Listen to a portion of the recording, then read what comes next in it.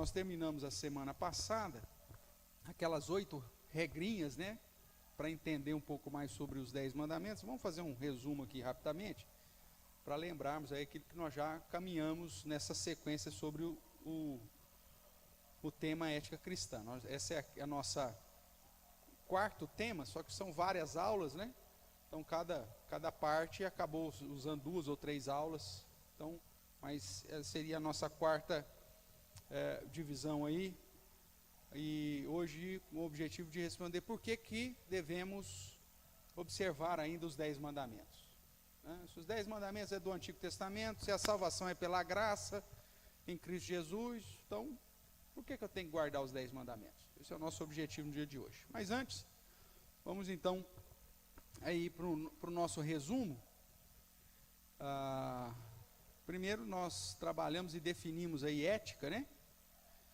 E vimos que existe um conflito entre a ética como um todo, em detrimento da ética bíblica, que é chamada de judaico-cristã, porque está pautado tanto no Antigo Testamento quanto no Novo Testamento. As nossas crenças são cristãs, irmãos, né? Nós não temos nada de judaísmo, mas no que se refere ao Antigo Testamento, chama-se então escrituras judaicas, e por isso então, quando se trata de ética ou de prática, né, trata de questões judaico-cristã. Não que nós tenhamos práticas ritualísticas judaicas, mas que a base, muito da base ética, até mesmo do cristianismo, está pautado no Antigo Testamento. E consequentemente então, por isso quando a gente usa o termo judaico-cristã, refere-se ao Antigo Testamento e Novo Testamento. Tudo bem? E não de práticas litúrgicas ou religiosas, ok? Então vamos lá, nós vimos que a ética natural, ela não necessariamente está de acordo com a ética bíblica. Você pode, lembrando lá, né, nas primeiras aulas, nós fizemos uma distinção dentro do nosso curso, isso não acontece na maioria do lugar que você for tratar de ética, quando nós colocamos a moral como uma característica muito mais da influência cultural, e a ética esse senso, né, muitas vezes gravado aí no nosso coração. Então, quando nós confrontamos o padrão bíblico de ética com a cultura, ou até mesmo com a essência, aquilo que nós recebemos, nós vemos que é um conflito. Né? E nós, durante essa caminhada, já vimos vários exemplos aí de algumas situações que até aquilo que nós estamos fazendo hoje, como cristãos, é questionável dentro do padrão bíblico. Né? Um padrão que está distante daquilo que realmente Deus revela nas Escrituras. E vimos então que o problema é que cada ser humano ele tem essa sua ética baseada na sua cosmovisão, ou seja, no seu modo de enxergar o mundo. Esse modo de enxergar o mundo é o resultado daquilo que você recebeu, daquilo que você aprendeu, daquilo que é inato em você, daquilo que você viveu, do ensinamento que você recebeu, do contexto histórico que você está, né? De eventos sociais, políticos, econômicos, tudo isso molda o seu jeitão de entender o mundo. Você pega um ser humano que viveu, por exemplo, um contexto de Primeira Guerra Mundial,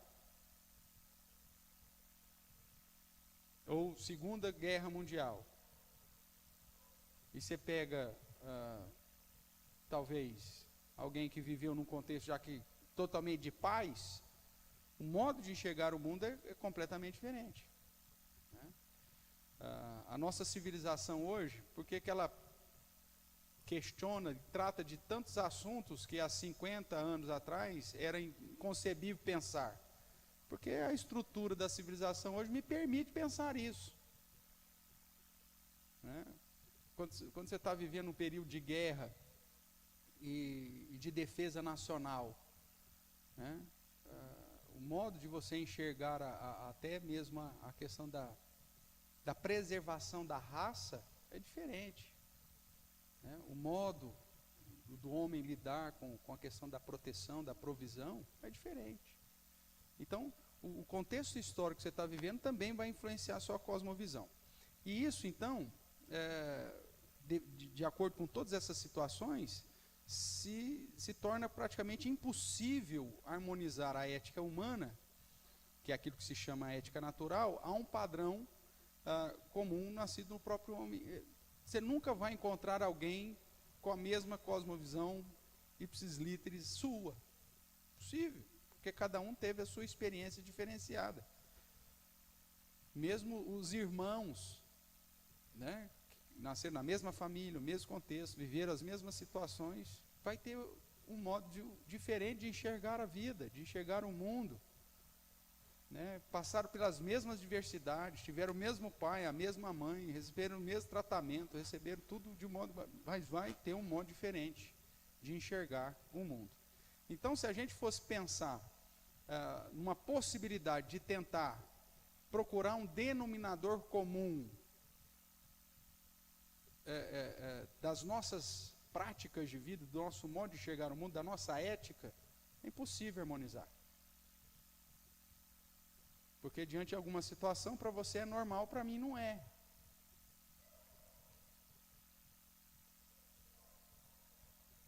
Para alguns, a situação da dificuldade do trabalho lhe permite roubar. Para mim, eu passo fome, mas não faço. Então, cada um vai entender de um jeito. Então, se a gente pensar na perspectiva puramente humana, é impossível harmonizar. Agora, então, qual que é a solução? A solução, como nós já estudamos, é adequar a nossa ética ao padrão apresentado por Deus e sua palavra. Nós vamos ter que nos moldar a um padrão estabelecido de uma autoridade maior. E é uma das coisas que nós vamos tratar hoje. Não adianta eu querer impor a minha ética a você. Porque aí não vai dar certo também. Eu vou falar, mas por que a sua e não a minha? Por que o seu padrão e não o meu? E aí a gente vai ficar discutindo o resto da vida e não vai chegar num posicionamento comum. Agora, quando você tem um padrão estabelecido por Deus, revelado por Deus, dentro de um princípio que você crê na existência de um Deus, obviamente. E aí esse Deus, pela sua palavra revelada, determina um padrão, aí fica fácil. Ou pelo menos mais fácil.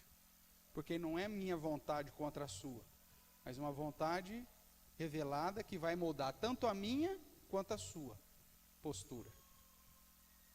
Vai exigir mudança na sua vida e vai exigir mudança na minha. E aí aquilo lá se torna o alvo, se torna o padrão que a gente vai tentar buscar juntos. Tudo bem? Então, a solução é adequar, então, essa ética a esse padrão apresentado por Deus na sua palavra. Na aula anterior, ou na sequência anterior, né, vamos assim dizer, quando nós começamos a falar sobre a estrutura dos 10 mandamentos, como lei moral, nós vimos que existem alguns princípios. Nós vimos que o Catecismo Maior de Westminster apresenta 8 princípios para entendermos e acolhermos os mandamentos como pilares permanentes que expressam a moralidade de Deus para nós hoje. Vamos dar uma relembrada aqui. Eu convido você a abrir a palavra do Senhor em Mateus capítulo 5, dentro do Sermão da Montanha.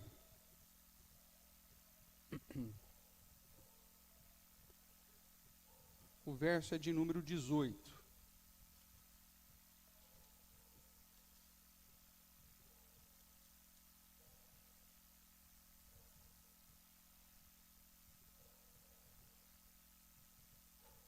Jesus aqui focando, obviamente, a lei moral, né?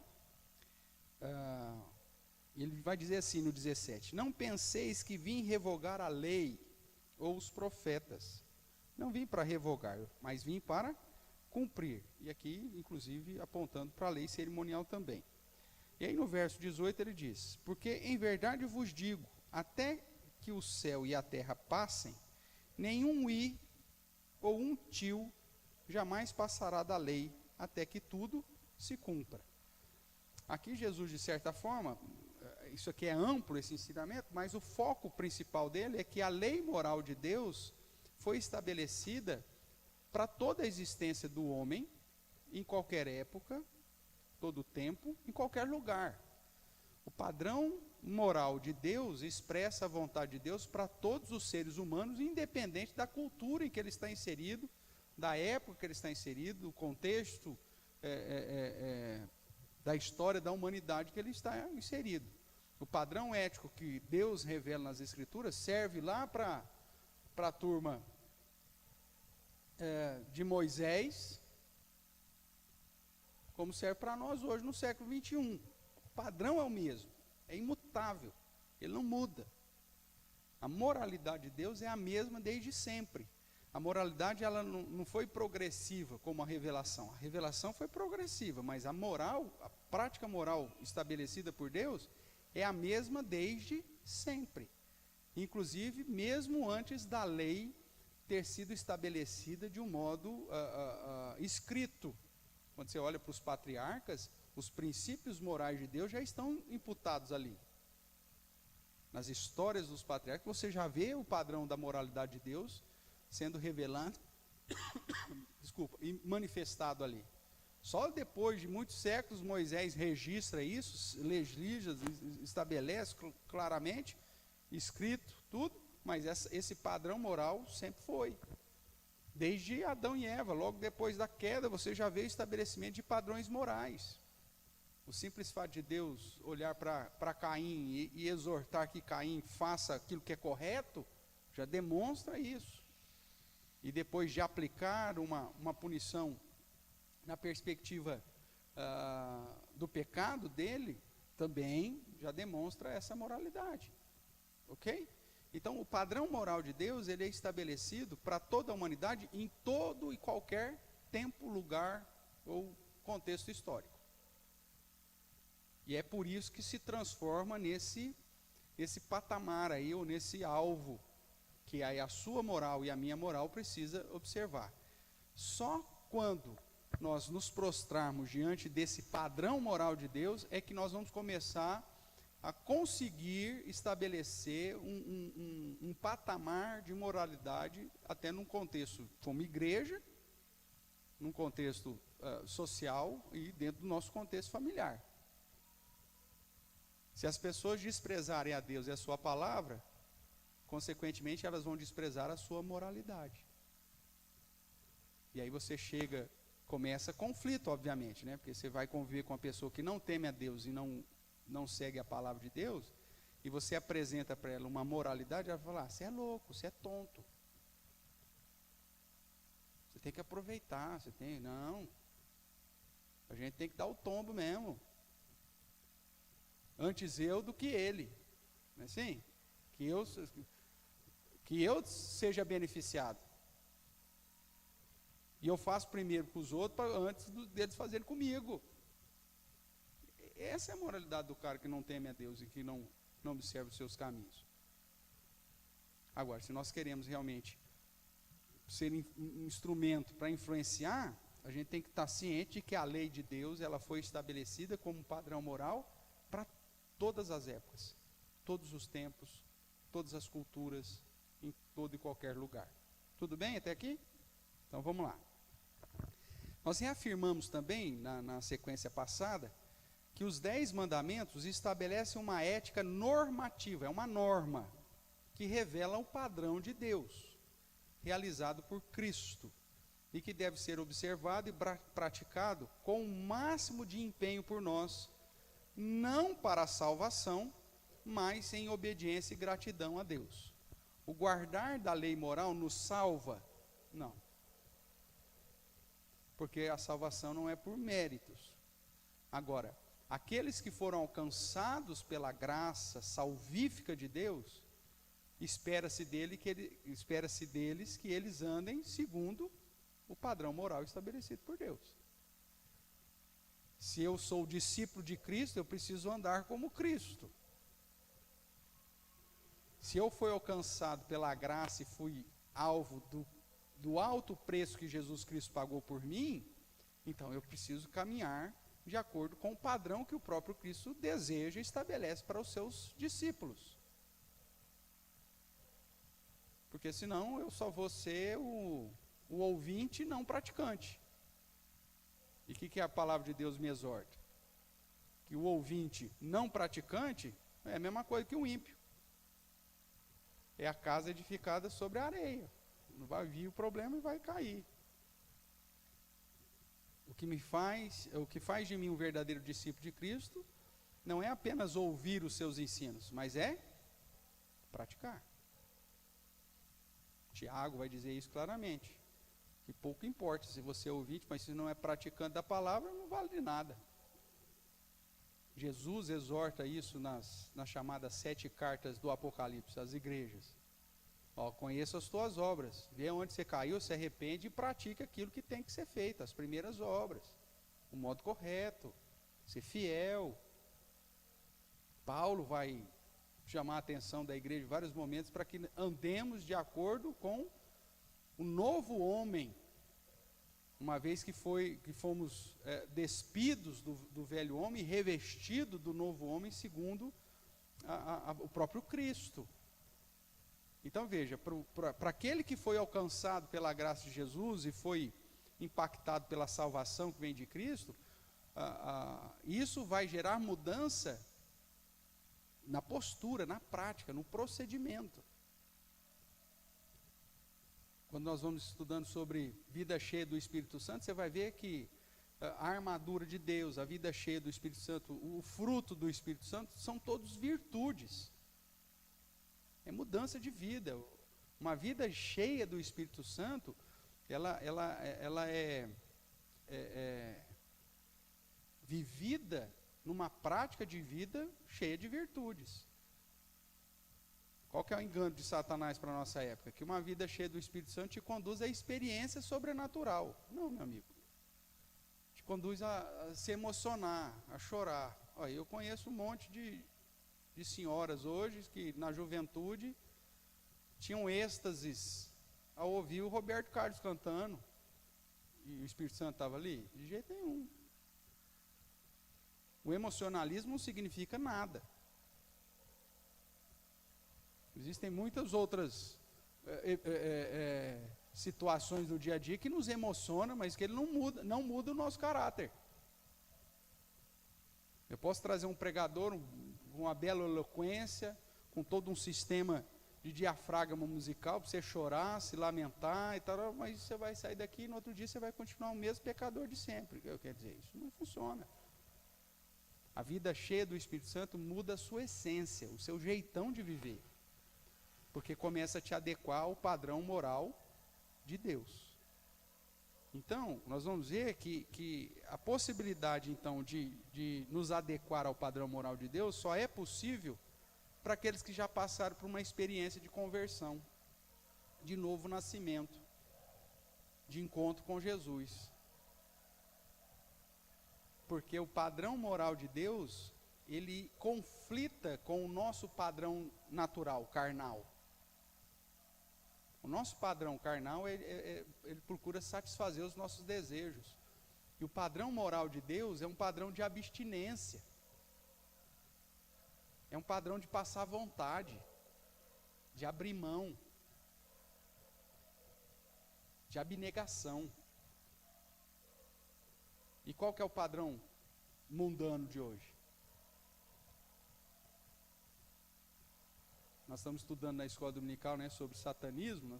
Nós vamos ver dentro do satanismo filosófico, o primeiro ponto que é ensinado na Bíblia de Satanás é que a abnegação é a pior coisa que você pode fazer. Você tem que procurar satisfazer a sua vontade. Abrir mão de algum direito? Não, de jeito nenhum. Isso aí é coisa de cristão fraco. E hoje, dentro de um padrão de mundo influenciado por esses princípios satânicos, você falar em abrir mão é ser sinônimo de tonto. Não é assim que acontece? Porque o padrão natural do homem, ele é contrário ao padrão moral de Deus. O padrão de Deus diz, olha, a abnegação é uma virtude, abrir mão em favor do próximo. Abrir mão do seu direito para socorrer aquele que está necessitado. Isso é loucura para o homem natural. Meu amigo, é cada um por si, Deus por todos, cara.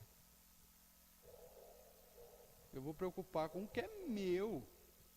Se o outro não tem, problema dele. Quem não chora, não mama. Rapaz, para com isso. Eu me preocupar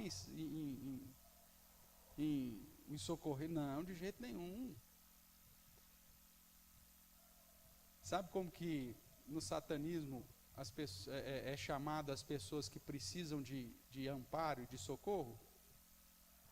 Vampiros. E aí o satanismo diz assim para você, meu amigo, evolução significa morte para os fracos, para os doentes. Queremos uma sociedade forte? Para com isso, deficiente mata. Pessoa emocionalmente fraca, mata, deixa morrer. Vai gastar tempo, perder tempo de acudir, não. E o cristão, o que ele faz? Acolhei-vos uns aos outros, sujeitai-vos uns aos outros. Se o teu inimigo tem fome, dá de comer. Se ele tem sede, dá de beber.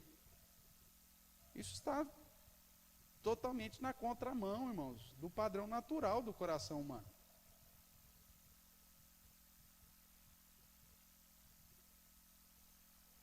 Pastor, se eu tiver a oportunidade de acabar com o meu inimigo, eu vou pisar com os 2 pés.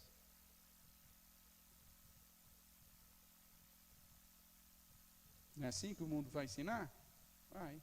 E isso tem entrado dentro daquilo que se chama cristianismo. Por isso que a ética cristã hoje é uma piada, quando você compara com aquilo que realmente a palavra de Deus apresenta como padrão. Então, irmãos, a norma que os 10 mandamentos nos traz é justamente um padrão normativo que confronta duramente a nossa inclinação natural. Casamento, vamos pensar em casamento. Ser fiel até a morte.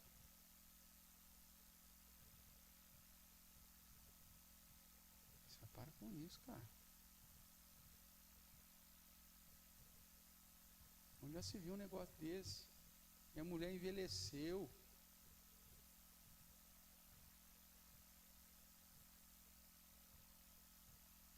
Nem vida sexual mais nós temos. Agora tem que ficar até o fim. Não, para com isso. Eu ainda estou bom. Ainda mais agora que tem remedinho. Ixi, agora a melhor época da fase do mundo. Que maravilha. E eu vou ficar preso a uma mulher que envelheceu comigo. Está com artrite, artrose. Se eu mexo na cama, ela já geme, mas de dor. Para não mexer, porque as articulações já não aguentam mais. Não, vou ser fiel a isso nada. Esse padrão está fora. O desejo natural vai ser completamente diferente.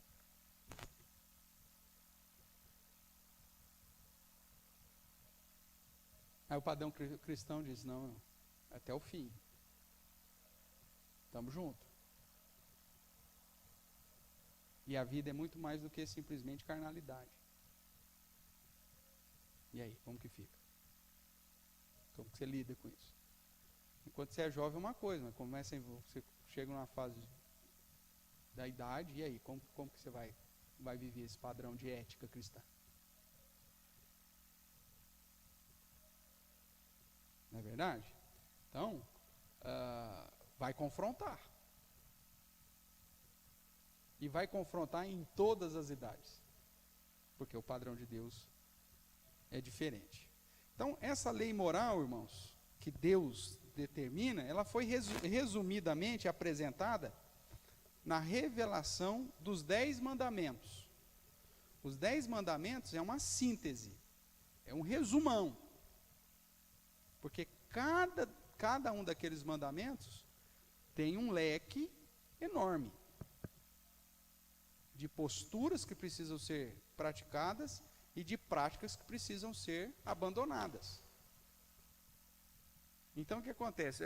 A gente, dentro do padrão católico, né? Quem veio do catolicismo sabe disso. No catecismo a gente aprende lá decorar os 10 mandamentos. Inclusive com as mudanças que o catolicismo propôs nos seus concílios. E a gente decora aquilo lá e acha que aquilo lá, pronto, está feito. Primeiro que a gente não consegue praticar mesmo, mas como se fosse tão simples, 10 pontos. Ou ainda sintetizando, né, nos 7 pecados capitais. Você evitou os 7 pecados capitais, pronto, você está no céu. Hã? Quem disse isso? Nada disso. O princípio aqui é só um resumão. Os 10 mandamentos é só uma síntese de todo o padrão. E qual que é o objetivo desse? Mostrar que eu e você somos incapazes mesmo. Pastor, dá para viver segundo o padrão 10 mandamentos? Não, não dá. A gente vai ter que tentar, tudo bem, mas não dá. Como o apóstolo Paulo vai mostrar, o objetivo da lei é simplesmente para calar a nossa boca. Para mostrar para todo mundo que a gente não consegue alcançar a Deus se for por nós mesmos. Por isso que é o padrão inverso. Só é possível se adequar ao padrão dos 10 mandamentos, lutando e melhorando a cada dia, a partir do momento do novo nascimento. Depois que você foi alcançado pela graça de Deus, que te deu o arrependimento para a vida e a fé salvadora. Porque antes, como um padrão meritório para se chegar a Deus, impossível. Não tem como. E o objetivo é justamente esse, é mostrar que você não consegue, que você precisa se prostrar diante de Jesus. Fala, Jesus, é contigo, porque eu não dou conta. É gratuitamente, mediante a obra que Cristo realizou na cruz do Calvário. Então, a lei foi resumida e estes mandamentos foram dados segundo uma estrutura bem definida, numa divisão de 2 tábuas, né? Se você conhece a história. E aí nós vamos ver que essas 2 tábuas, ela divide os princípios, portanto, sintetizados nos 10 mandamentos. Existe um prefácio, que nós chamamos, os judeus chamam de comando, né? Nós cristãos identificamos como um prefácio, que é Êxodo capítulo 20, verso 1 e 2, e depois os mandamentos propriamente dito. E os mandamentos têm como objetivo apresentar os nossos deveres.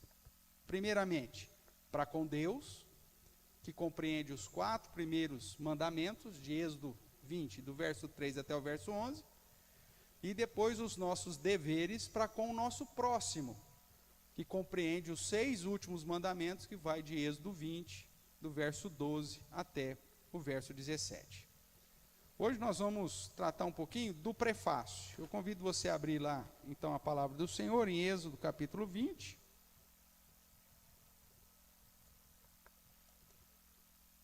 Nós já lemos em outro momento, mas vamos relembrar.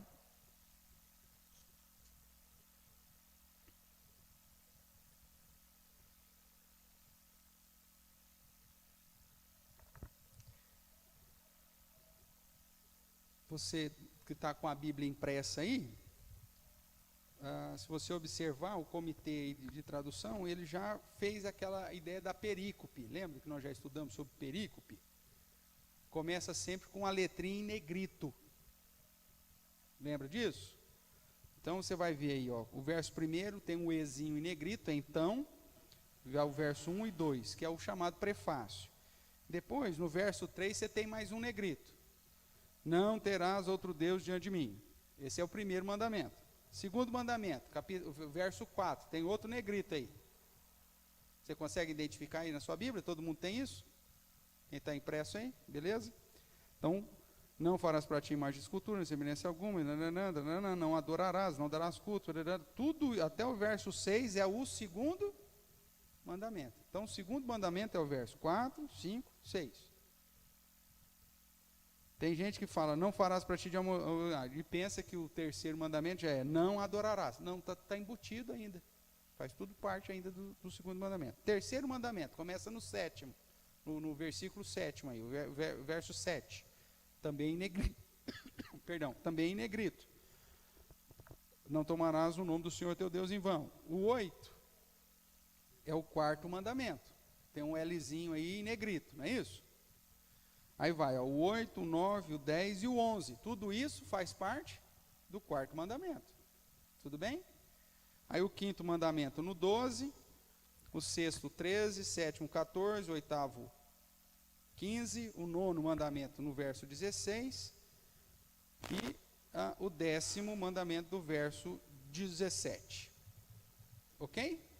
E depois você vê Moisés ampliando em algumas coisas a mais, e isso vai acontecer durante todo o resto do livro do Êxodo, e em especial no livro de Deuteronômio, quando ele repete essas leis e trazem alguns princípios a mais. Tá bom? Mas então, para facilitar, pastor, como que eu sei quais são os 10 mandamentos? Se você tem a Bíblia impressa, é só olhar aí onde começa o negrito, e aí você sabe qual que é. Tem um pessoalzinho que até para facilitar, coloca lá, primeiro, segundo, terceiro, vai nomeando, segundo o negrito aí, porque aí você fica mais fácil de você depois identificar quais são os 10 mandamentos. Tudo bem? Então vamos lá. Vamos ler aí o verso 1 e 2. Diz assim, que é o prefácio, e como eu disse, os judeus chamam de comando também. Há uma divisão um pouco diferente, né? Mas tudo bem. Então vamos lá. Então falou Deus todas estas palavras.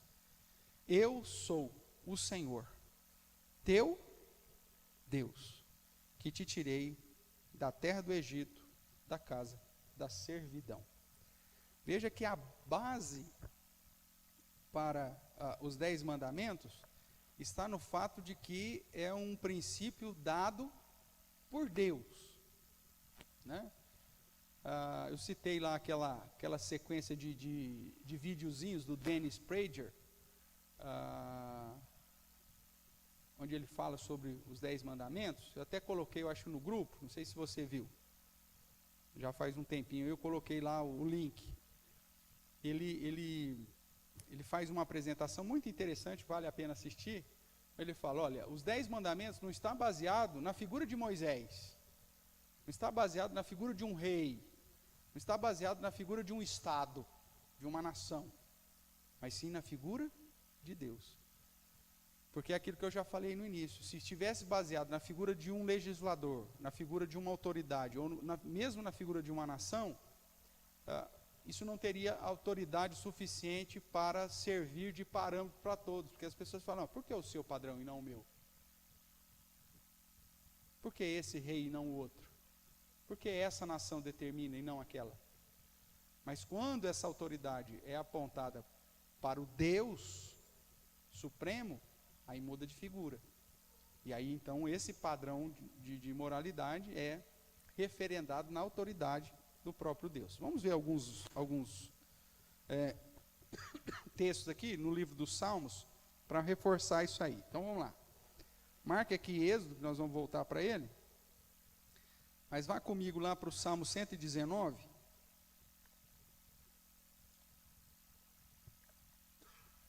Verso de número 33.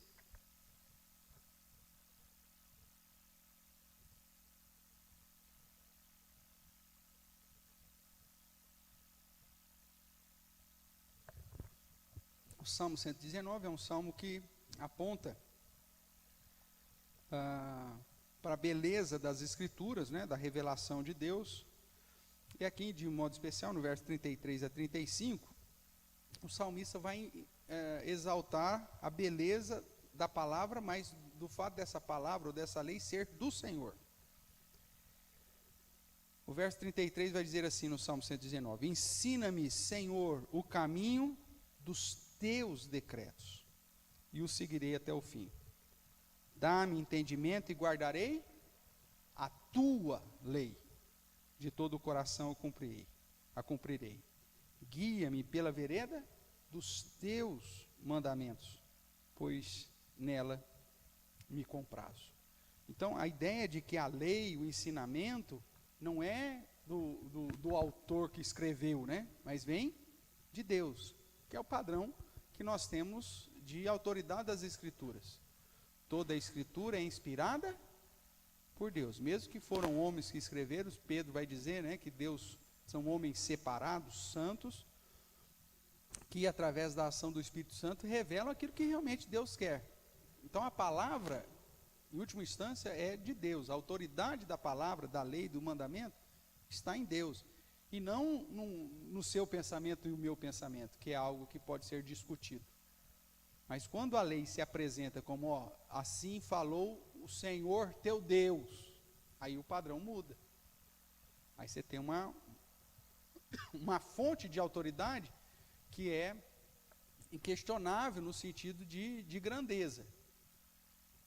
É questionado hoje, dentro da perspectiva do ateísmo, né, sobre a existência de Deus.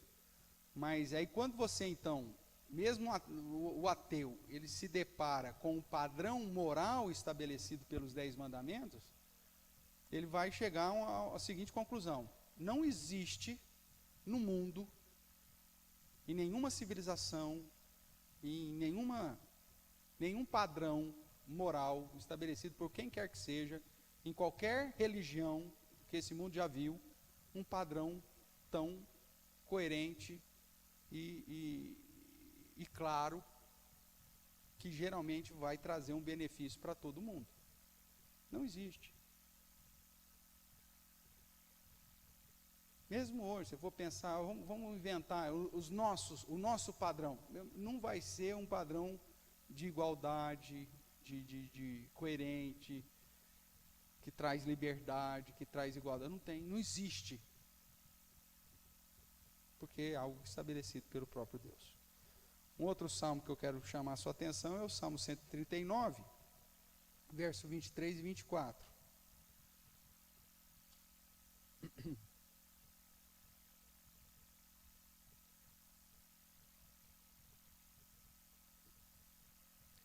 Davi, né, falando no Salmo, ele vai dizer, Salmo 139, 23, sonda-me, ó Deus, e conhece o meu coração, prova-me e conhece os meus pensamentos, vê se há em mim algum caminho mau e guia-me pelo caminho eterno. Esse caminho eterno que ele está falando é justamente esse padrão de Deus. Porque os 10 mandamentos, irmãos, não foi algo lapidado e determinado pelos homens, mas é algo que vem diretamente de Deus. Por isso que ele é tão perfeito, por isso que ele é tão seguro, por isso que o guardar desse mandamento traria benefício para todo mundo. Então a lei de Deus revela a sua santidade e bondade e nos provê direcionamento para a vida. Esse é um dos objetivos da lei. Prover direcionamento para a vida. Agora, a lei salva? Nós já perguntamos isso, né? A lei salva? Tem caráter salvífico guardar a lei? Não, nós sabemos que não. O próprio apóstolo Paulo deixa isso claro em Romanos capítulo 3, que o objetivo da lei não é salvífico, mesmo porque a gente não dá conta. Não é verdade? Mas mesmo que se fosse algo que pudesse, seria insuficiente. Então, por quê? Porque a lei não tem caráter salvífico. Então, se ela não tem caráter salvífico, a pergunta é, então por que eu devo obedecer os 10 mandamentos se eu sou salvo pela obra de Cristo? Não é por guardar os 10 mandamentos. Qual que é a importância em guardar os 10 mandamentos se ele não vai me salvar? Ok? Então, primeiro, nós podemos responder, então, a tal questão, relembrando e observando alguns pontos importantes. Afinal de contas, os 10 mandamentos, em primeiro lugar, revela quem Deus é, revela o que Ele fez, e revela qual a sua vontade preceptiva para nós, a sua vontade de preceitos para nós. Ou seja, expressa a moralidade de Deus. Então, por que eu devo obedecer os 10 mandamentos? Porque, primeiramente, é o padrão que Deus deseja que nós andemos. E se nós tememos a Deus, se nós reconhecemos a sua graça, reconhecemos que fomos alvo da sua salvação, há uma tendência natural de querer agradar aquele que nos salvou. E como que eu vou agradar aquele que me salvou? praticando o padrão que ele estabeleceu.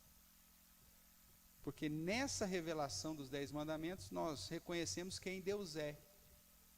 Se ele fala que eu não devo adorar nenhum outro Deus, é porque ele é o único. Se ele coloca princípios de relacionamento com o próximo, é porque ele é o Pai de todos, né? Então essa é a ideia de revelação da essência de Deus como Criador e tudo mais. E é a vontade preceptiva dele revelada, expressando a moralidade para nós. Vamos fazer um parênteses aqui para você lembrar sobre as vontades de Deus, né? Nós já estudamos isso em outros momentos, mas vamos lá. Basicamente, são 3 vontades de Deus que nós estudamos em teologia, né? A vontade de desejo, que muitas vezes é expressada como uma situação que não foi nem decretada e nem é um preceito divino. Por exemplo, é a vontade de Deus que todos os homens se arrependam e cheguem ao pleno conhecimento da verdade. Tá, isso é uma vontade de desejo. Deus decretou que isso ia acontecer? Não, porque se Deus tivesse decretado, então todo mundo realmente seria salvo. Deus coloca isso como preceito? Não. A palavra de Deus só simplesmente revela que Deus não tem prazer na morte do ímpio. Tudo bem, ele decretou então que nenhum ímpio vai morrer? Não, é só uma vontade de desejo. Tudo bem? Isso a gente divide em teologia para estudar algumas coisas da revelação.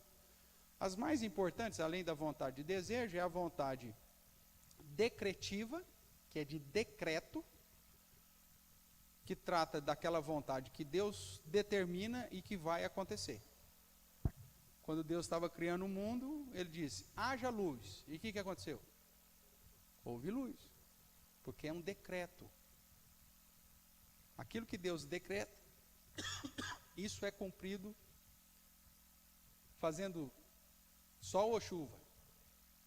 Nada vai contra a soberania de Deus, né? A gente não pode, em relação aos decretos de Deus, você não pode mudar os decretos de Deus. Vamos imaginar que a gente vai fazer uma campanha de oração para pedir para Jesus voltar agora no próximo mês de janeiro. Ninguém está aguentando mais e nós vamos fazer uma campanha de oração com muita fé, né? E aí nós vamos determinar que Jesus vai voltar em janeiro, porque se nós orarmos com muita fé, Deus é obrigado a nos responder. Vai acontecer? Não, porque Deus já decretou quando vai ser o fim, meu amigo. Você pode orar até, sei lá, o que acontecer, não vai mudar o decreto de Deus. Ok? Então aquilo que Deus decretou, não tem como mudar. E aquilo que ele decretou, vai acontecer. Por isso que a salvação faz parte dos decretos de Deus. Porque se fosse depender da gente, nós não tinha um salvo. Se Deus não tivesse eleito os seus escolhidos antes da fundação do mundo, ninguém se achegaria a Deus. Porque o nosso coração é totalmente corrupto. Então, a salvação é mais um exemplo dessa questão do decreto de Deus. Oi, dona Gertrudes. Sim.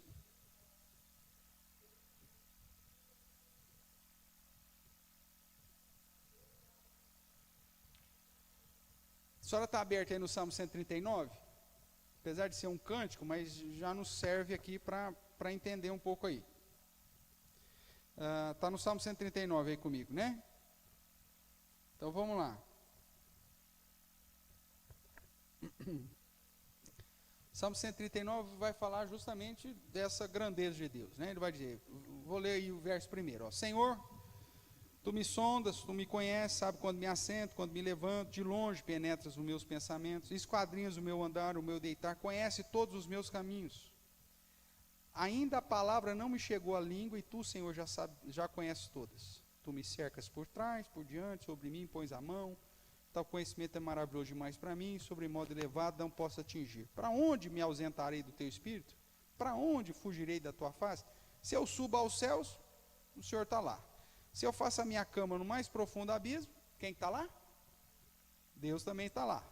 Se eu tomo as asas da alvorada e me deitei no confins dos mares, se eu atravesso o oceano, ainda lá me haverá de guiar a tua mão, e a tua destra me susterá. Se eu digo, as trevas com efeito me cobrirão, e a luz ao redor de mim se fará noite, até as próprias trevas não te serão escuras. As trevas e a luz para Deus são a mesma coisa. Pois tu formaste o meu interior, tu me teceste no seio da minha mãe, graças te dou, visto que por modo assombrosamente maravilhoso me formaste, e as tuas obras são admiráveis, e a minha alma o sabe muito bem. Os meus ossos não te foram encobertos, quando no oculto fui formado e entretecido como nas profundezas da terra. Os teus olhos me viram a substância ainda informe. Presta atenção agora. No teu livro foram escritos todos os meus dias, cada um deles escrito e determinado, quando nenhum deles havia ainda. Que preciosos para mim, ó Deus, são os teus pensamentos, e como é grande a soma deles. E aí ele continua falando dessa grandeza de Deus. Então, Deus, ele nunca é pego de surpresa. Então, o texto diz que todos os meus dias já foram decretados pelo Senhor. Não vou correr o risco de, por exemplo, tem um velhinho ali na esquina, 312 anos, não morre. Aí, esqueci dele. Não, Deus não vai esquecer. Todos os dias dele já está traçado. Aí fala, pastor, mas então aí nós somos robozinho, já que está tudo determinado, tudo robozinho e tal. Não. Porque Deus conhece a nossa essência, Ele não precisa decretar todas as coisas. Como a gente não precisa decretar as coisas em casa. Né? Eu gosto de dar um exemplo quando é de criança, porque é simples. Quando a gente começa a lidar com os nossos filhos, chega um determinado momento da nossa vida, que a gente já conhece tanto os nossos filhos, que você não precisa determinar nada. Você já sabe o que ele vai fazer.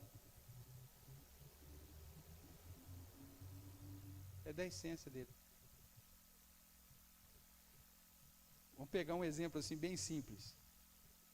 Você pega uma criança pequenininha, 5 aninhos.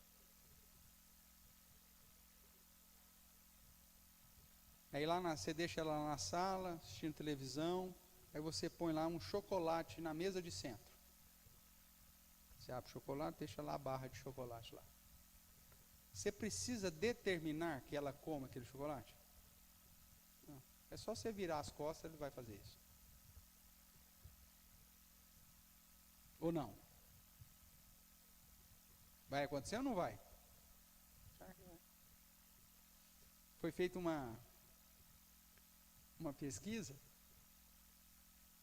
onde punha a criança sentada assim, e tinha lá alguma guloseima, eu não vou lembrar disso, talvez se você viu isso na internet, você me ajuda a lembrar.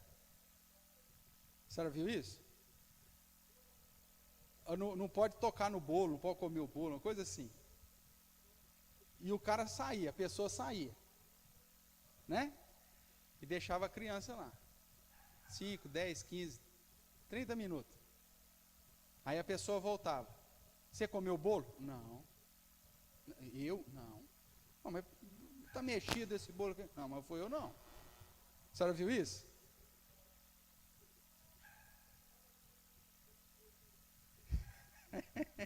Eu vi esse vídeo.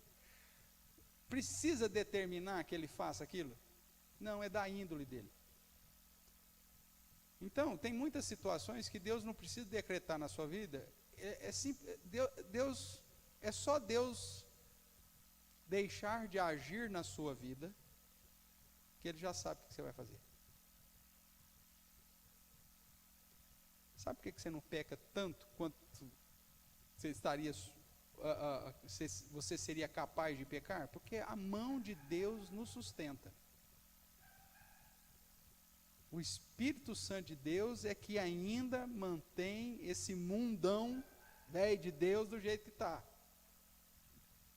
Porque se Deus tão somente retirar a mão e deixar você seguir o seu próprio coração, Ele não precisa decretar o seu pecado.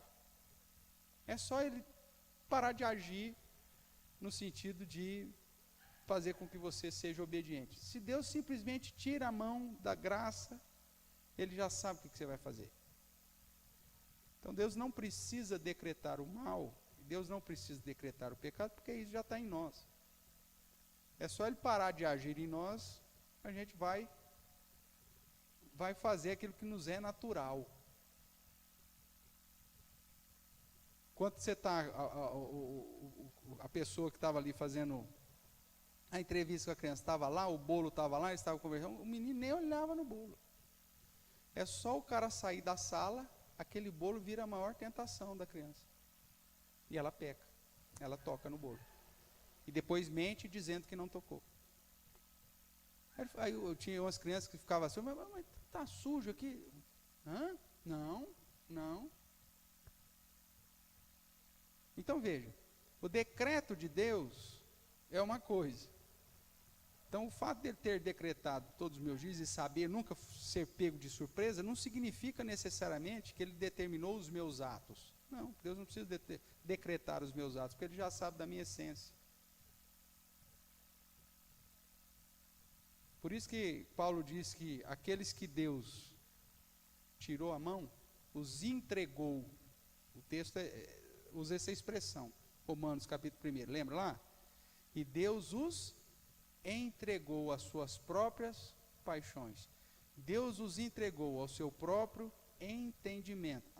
Quando Deus nos entrega, que é o sinônimo de Deus tirar a mão, Ele já sabe o que vai acontecer, Ele não precisa decretar o nosso pecado nem o nosso mal. Agora, todas as coisas que Ele decretou em relação à nossa vida, então é isso que vai acontecer. Então, para aqueles que porventura, então se Deus decretou todos os dias da minha vida, Ele decretou o meu pecado? Não, é aquilo que eu estou te falando, Ele não precisa decretar o seu pecado. É só Ele deixar você livre, que Ele sabe o que você vai fazer. É a soberania de Deus versus a responsabilidade humana. Então, vontade decretiva é aquilo que Deus decretou e que vai acontecer. Ponto. Então, respondendo só a dona Gertrude, então nossos dias estão decretados? Estão. Mas não significa que todos os nossos atos foram decretados. Eu pequei porque Deus decretou. Eu fiz coisa errada porque estava debaixo do decreto de Deus. Não. É sua responsabilidade isso.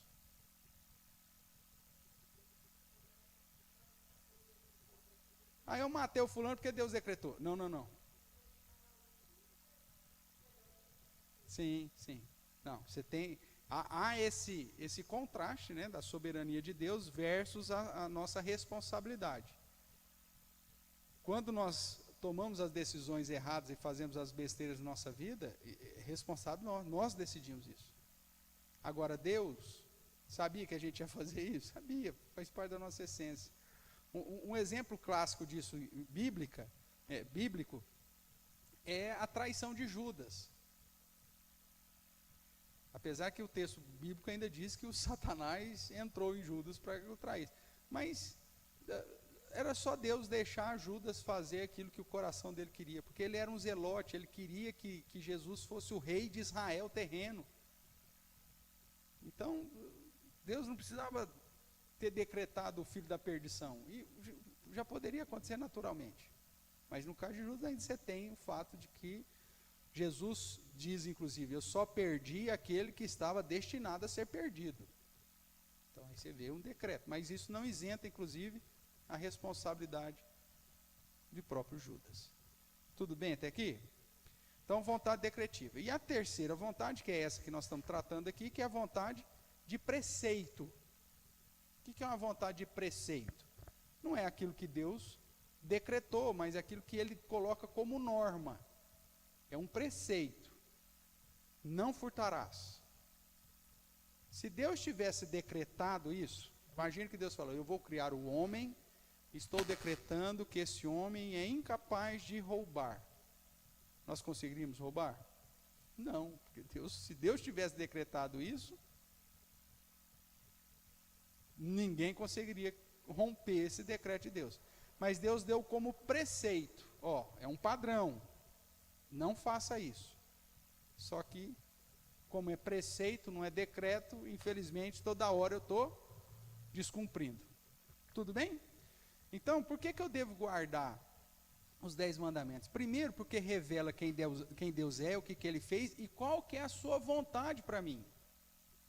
Mesmo que seja só uma vontade de preceito, é a vontade revelada de Deus para mim.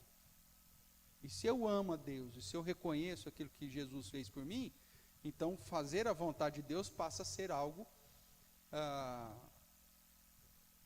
que eu coloco como algo aceitável, algo que eu desejável, que eu queira fazer. Tudo bem? Então essa é a primeira coisa. E segundo ponto, é porque, como nós vimos lá em Mateus 5,18, ainda estão em vigor como código de conduta para todo cristão, segundo a interpretação de Jesus no Sermão da Montanha. Todos os princípios dos 10 mandamentos, Jesus, de certa forma, no seu ministério terreno, referenda isso como um padrão aceitável. Então, como discípulo de Cristo, eu devo obedecer os 10 mandamentos, não para salvação, mas para demonstração de que eu sou um verdadeiro discípulo dele. Que é o padrão que o próprio Deus quer que eu tenha. Que é a moralidade que Ele quer que eu siga. Então, mesmo para aqueles que falam, os 10 mandamentos não é importante porque a salvação é pela graça. Não, ele continua sendo importante porque, primeiro, revela a vontade de Deus e revela o padrão que o próprio Cristo referenda. Então, é algo que deve ser observado por todos aqueles que temem a Deus e amam a sua palavra. Pastor, mas não vamos dar conta? Não pensa nisso. Pensa em tentar fazer. Porque esse é o nosso objetivo.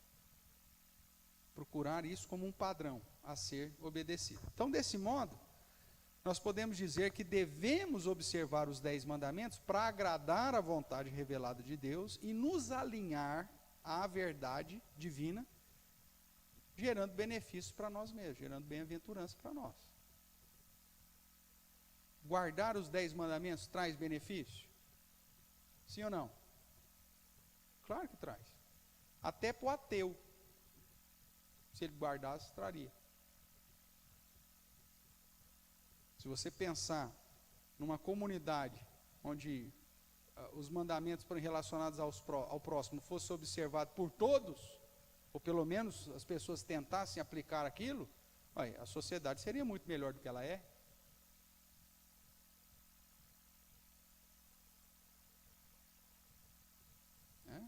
Imagina uma sociedade onde você não tem falso testemunho, você não tem mentira. As questões comerciais seriam mais justas. Uma série de situações, isso só traria benefício.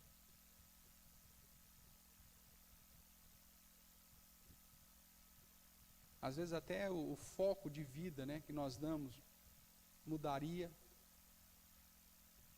Porque hoje a gente vive numa grande mentira, Seja social, seja física, seja sei lá o quê. A gente dá importância para uns trem que não tem importância. Por quê? Porque nós construímos uma sociedade que dá valor àquilo que não tem valor.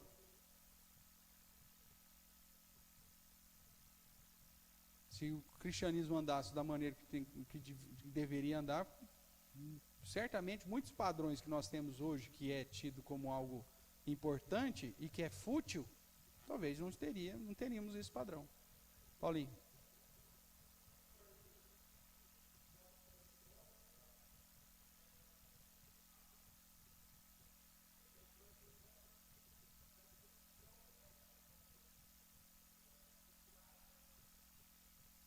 Falar a verdade. Preserve a vida. Sim. É o que nós tratamos na sequência passada. Segundo lá o catecismo, são 8 regras para você entender os 10 mandamentos. Dentro dessas 8 regras, uma é justamente isso. Aquilo que é proibido explicitamente, aponta para aquilo que deve ser praticado, então. Quando há uma proibição explícita, você tem que levar em consideração, então, a prática que deve ser realizada. E quando é uma prática que ele exige, você tem que observar todas as proibições relacionadas àquela prática. Por isso que eu digo que os 10 mandamentos é só um resumo, uma síntese. Tem muita coisa por trás disso. Tá bom?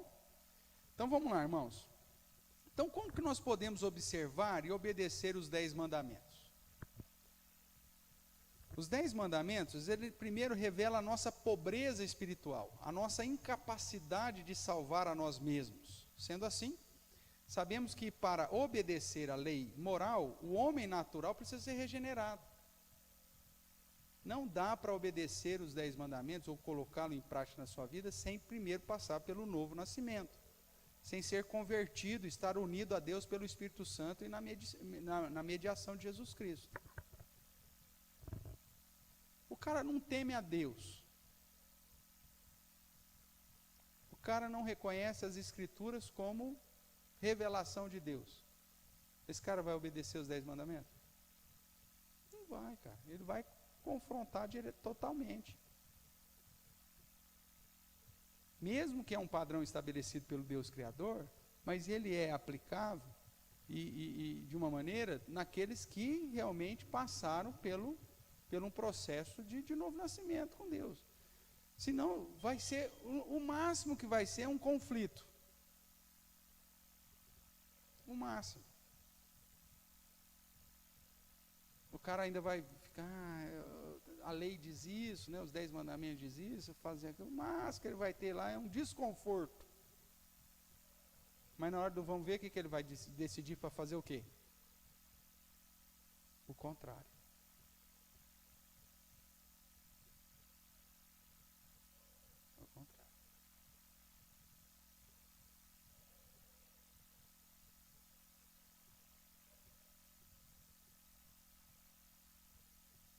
Vamos pensar numa situação hipotética, né? Você vai vender um bem. Quando você vê princípios bíblicos, né, lá em Provérbios, qual que é o padrão? O que os outros estão vendendo não vale nada. O padrão mundano é esse. O que você está vendendo, para mim, não vale nada. Ih, não, você não vende. Ih, rapaz, é difícil. Uma porcaria. Ó, para te ajudar, para te ajudar, para não falar que não ajudou, eu te dou 1.000. Rapaz, mas o preço é 10. Ih, mas isso não vende, cara. Isso é complicado. Agora, o que é meu, aí tem valor. O que é meu, não, mas esse aqui é o seguinte, é de uma edição limitada. Não, e esse aqui é o seguinte, rapaz, o parafuso é inoxidável. Não, esse aqui é o seguinte, rapaz, esse aqui foi costurado à mão. Aí, quando eu estou vendendo tem valor, agora quando eu estou comprando não tem. Já parou para observar isso? É a mesma coisa, você chega lá no concessionário do carro, você vai comprar um carro, aí o cara fala assim, olha, tem tapete. Ué, mas não vinha com tapete? Não vem com tapete mais. Esse aqui vem. Tem tapete, tem limpador traseiro, desembaçador traseiro. Eles põem tudo isso na conta para te enfiar a faca. Na hora que você vai vender, aí você fala, não, mas esse tem desembaçador. Fala, ih, quase não. Aqui não embaça a vida, para que não vai querer desembaçador? Não, mas estou pondo o tapete. Não, se você quiser, você pode até tirar dele. Não faço questão desse tapete. Luísa.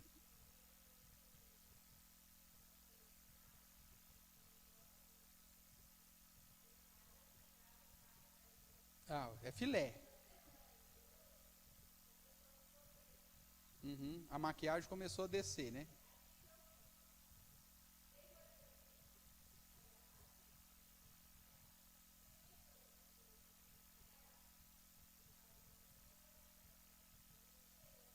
Uhum.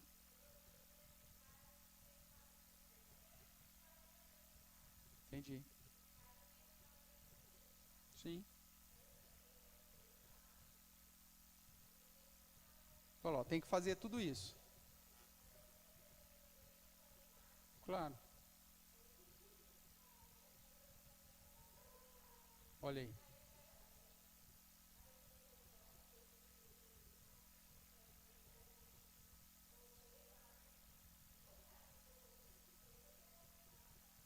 Claro.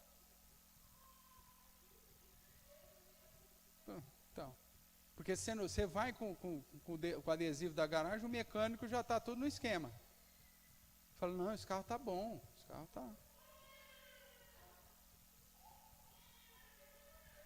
Olha aí.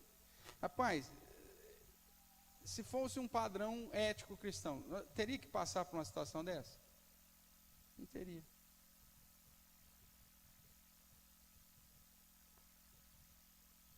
Infelizmente não teria. E a gente às vezes leva, né, na cabeça por causa disso, né? Porque você quer fazer as coisas do modo mais justo possível. Às vezes você leva prejuízo, porque o mundo é ímpio. E é nesse sentido que a marca da besta está relacionada a comprar e vender, irmãos. Porque está relacionada à prática de imoralidade contrária ao padrão de Deus. Tem muito crente que é o seguinte, não, eu não vou pôr um chip, a marca da besta é um chip. Aí, o cara é vendedor de carro, é o mais pilantra da cidade. É o mais tranqueira da região. O pior prestador de serviço do Estado é o cara. O pior comerciante, o pior médico, o cara é um tranqueira. Só que eu não vou pôr o chip. Ele acha que ele não está com a marca da besta. Meu amigo, você já está no inferno de corpo e alma. Porque o padrão do cristão não é o chip, cara, não é o Mondex, não é o, sei lá, o que você possa imaginar que seja, o Pix. Tem crente que não, eu não fiz o Pix porque é a marca da besta, porque você põe Pix, contrário é chip. Não sabe nem escrever chip, porque Pix ao contrário é com X, né, mas... Não, eu não fiz o Pix porque é a marca da besta. Você vira ao contrário, significa chip. Ai, coisa linda. É uma criatividade satânica maravilhosa. Só que a vida do cara, a prática de vida do cara é totalmente torta. Você não pode confiar no cara. Aí ele diz que é crente. Por isso que só o regenerado ele entende o valor de observar o padrão ético de Deus. Porque ele vai amar a Deus acima de todas as coisas, ele vai amar o próximo como a ele mesmo.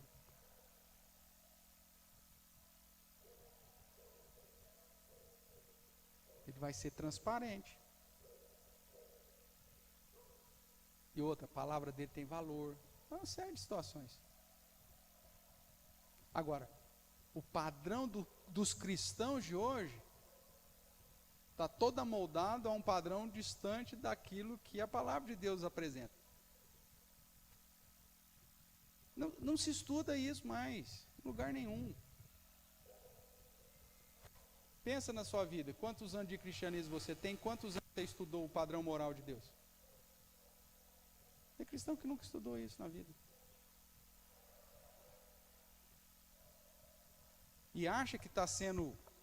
Não, pastor, eu faço falcatrua, mas eu dou a oferta, viu, pastor? Eu dou o dízimo. É como se fosse um negócio igual o padrão lá do missionário, né? O missionário responde: missionário, eu joguei na loteria, no jogo do bicho, é pecado? Aí o missionário fala, é pecado? Não pode jogar não. Mas eu ganhei, devo dar o dízimo? Olha, você já pecou uma vez jogando, agora você vai pecar de novo e não dar o dízimo? Rapaz, esse é o padrão de cristianismo nosso, cara. Esse é o padrão de cristianismo nosso. É show da fé mesmo. É o padrão de show, é circo, velho. E aí, naquele dia, muitos vão dizer, Senhor, Senhor, nunca vos conheci. E da nossa geração vai ser a maior, porque nós somos a geração que tem mais acesso à informação, ao padrão e acesso a tudo aquilo que a Bíblia diz. E faz tudo errado, vai esperar o quê?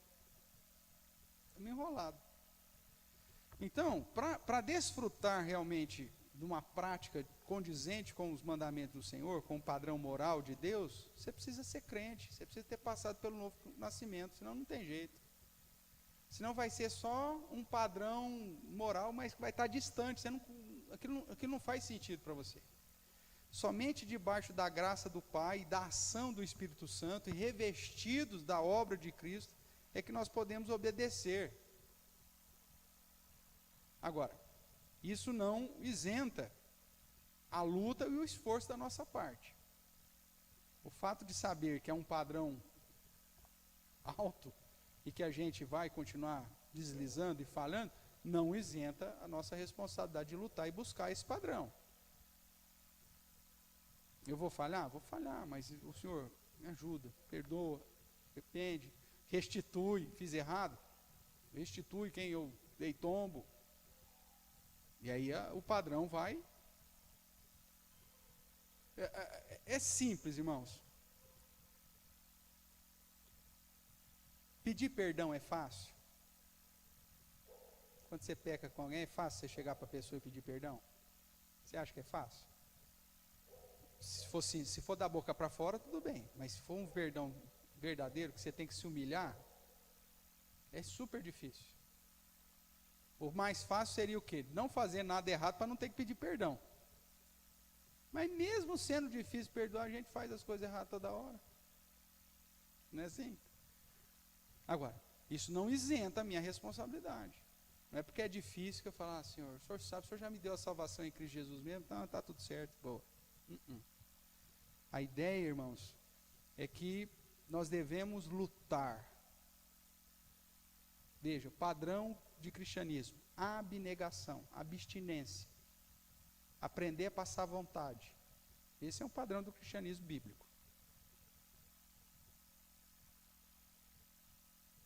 Se aquilo que Jesus Cristo fez na cruz por você não é motivo suficiente para você passar vontade nesse mundo, você merece, é um inferno mesmo.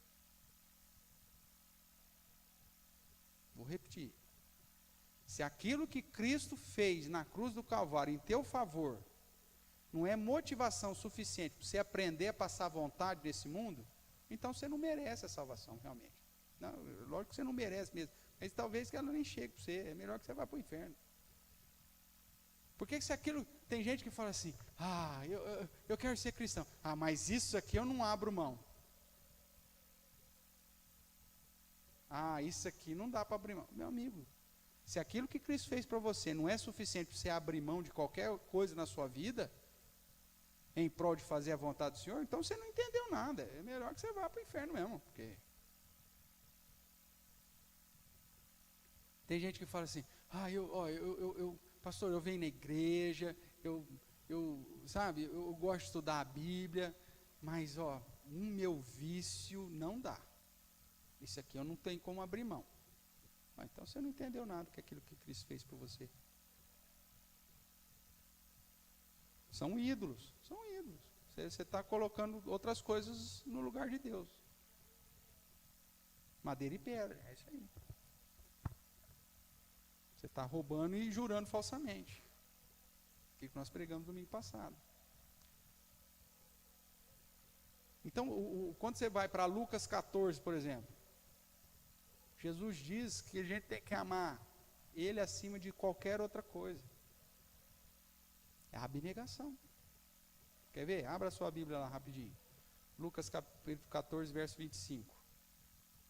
Sei que você lembra desse texto, mas vamos lá. Facilita aí.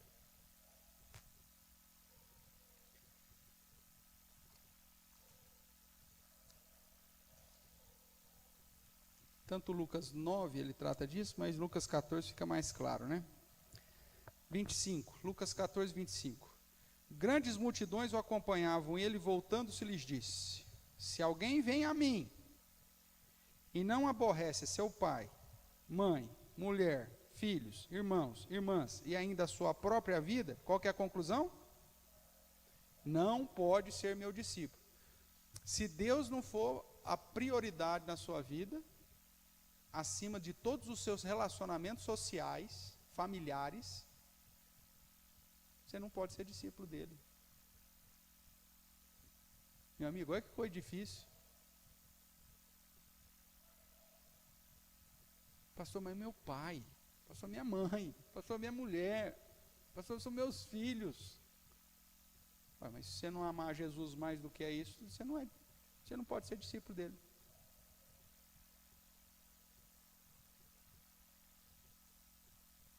Porque vai ter uma hora que você vai ter que escolher, ou agradar a Deus, ou agradar os seus queridos, os seus próximos. Principalmente se o seu próximo não for crente.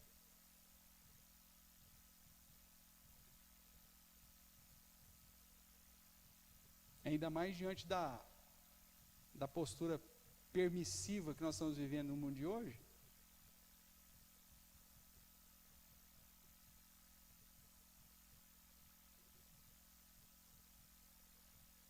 Onde os filhos querem cada um fazer a sua vontade, não sei o que, tarará. Aí você fala assim, pô, meu filho, eu vou bater de frente, pastor. Olha.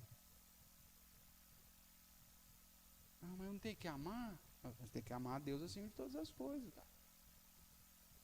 Não, mas minha mãe. Daí que é sua mãe, cara. Deus tem que estar acima dela. É a abnegação. Continua o texto aí, verso 27. E qualquer que não tomar a sua cruz e vier após mim, qual que é a conclusão? Não pode ser meu discípulo. Tomar a cruz aqui é sinônimo de missão. Jesus foi obediente até a morte de cruz. Foi até o fim. Tomar a tua cruz é tomar uma missão. A missão que Deus te deu. Se fazer a vontade de Deus, em contraste fazer a sua vontade, o seu plano, o seu sonho, você não pode ser discípulo dele. E isso vai confrontar, irmãos. Vai ter uma hora que seu sonho vai ser um negócio. Você vai ter um sonho, mas que vai confrontar com o projeto que Deus tem para você. Você vai ter que escolher se você vai abraçar o seu sonho ou a missão que Ele tem. É fácil fazer um negócio desse? Não. Mais uma vez, abnegação.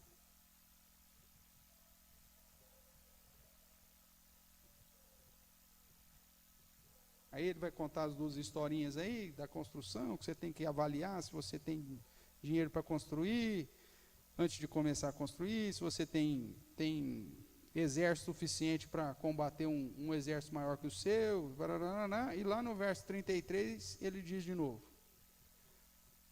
assim, pois, todo aquele que dentre vós não renuncia o quê? Não renuncia o quê que está escrito aí? O que está sobrando? Não renuncia. Pode ler que isso é transformador, irmãos. Pode ler, abre a boca, isso liberta, isso é transformador. Viu? Eu sei que é difícil ler o que está escrito aí, mas vai na paz, vai com fé. Vamos ver o que diz aí. Assim, pois, todo aquele que dentre vós não renuncia a tudo. O que é tudo? Tudo. Olha que maravilha. Que não renuncia a tudo quanto tem.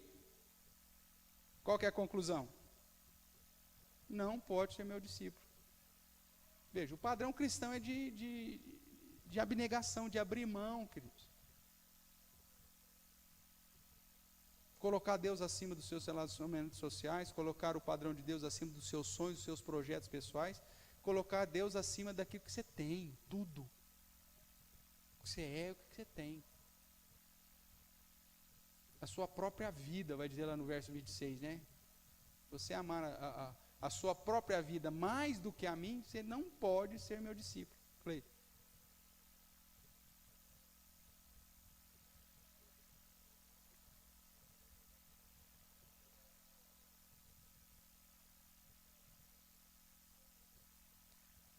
Ah, sim. A Bíblia é a mãe de todas as heresias. Mas aí você tem que pensar no contexto geral aqui. Qual que é o contexto geral? Lê o verso 25.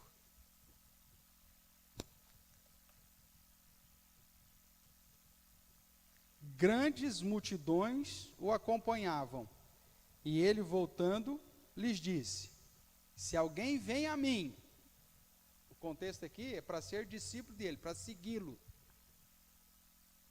É lógico que se você desconsidera que o padrão para ser um discípulo de Cristo, o foco é esse, é discípulo de Cristo, ele não está falando que você tem que vender tudo que você tem e dar para a igreja, no último ponto. Mas é saber que tudo que você tem que ser usado para a glória de Deus. Você não vai comprar nada para ostentar, para envaidecer. Mas o que você tem é para usar para a glória de Deus. É aquilo que eu falei já há algum tempo atrás. Tem gente que quer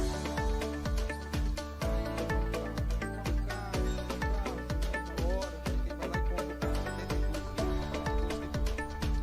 aí você pega e fala assim, tem como você dar uma carona aí pro nosso irmão aí, Zezinho do Pé Vermelho?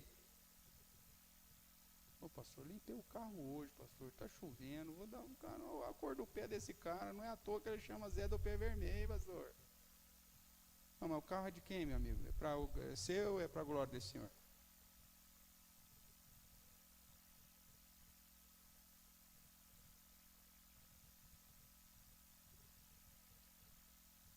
Eu já tive doblô, eu já tive perua, e agora tem uma espinha. Falei, pastor, o senhor tem um péssimo gosto para carro, só carro feio. Eu falei, não é questão de carro feio, é a quantidade de lugares. Porque eu sempre comprei carro para dar carona para os irmãos. E não só para os irmãos, né? Para ajudar os filhos nos trabalhos de escola. Mas você não pensa, se eu fosse pensar no carro que eu gosto, seria outro tipo de carro. Mas não é o que eu gosto, é aquilo que vai ser útil. Cosmovisão diferente, irmãos. Modo de pensar diferente. Porque tudo tem que ser feito para a glória de Deus.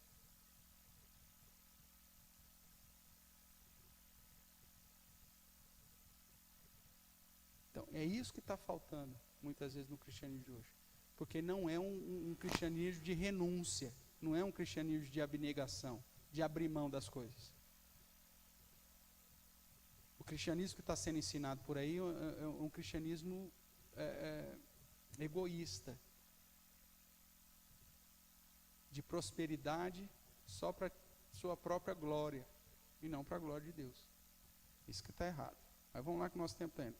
Abra a sua Bíblia para terminar aí, em Hebreus capítulo 12. Para você entender o que é renúncia. Isso aqui está logo depois do capítulo 11, que trata dos heróis